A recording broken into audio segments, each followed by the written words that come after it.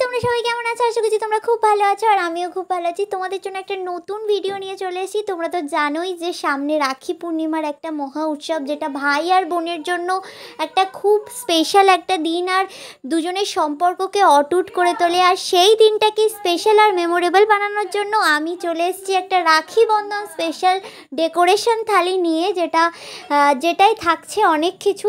তোমরা দেখতে থাকো, ভিডিওটা শেষ পর্যন্ত দেখতে থাকো আমি কিভাবে ডিজাইন করছি আর ডিজাইনটা তোমাদের কীরকম লাগলো সেটাও তোমরা কিন্তু কমেন্ট বক্সে জানিয়ে দিও। তো আজকে আমি বসে বসে ভাবছিলাম যে কি করা যায়, তো তারপর মনে আসলো যে সামনেই তো রাখি বন্ধন আছে, তো দাদা দিদি ভাই বোনেদের জন্য কিছু একটা স্পেশাল করা যাক। যদি তোমাদের পছন্দ হয় তো তোমরা ভিডিওটা কেমন লাগলো শেষ পর্যন্ত দেখে কিন্তু জানাবে কমেন্ট বক্সে। আর একটা লাইক কমেন্ট শেয়ার আর সাবস্ক্রাইব তো করে দেবে। যারা নতুন এসছো প্লিজ তারা সাবস্ক্রাইব করে দিও, আর যারা আমার চ্যানেলে আগে থেকেই যুক্ত আছো তাদেরকে অনেক অনেক অনেক ধন্যবাদ।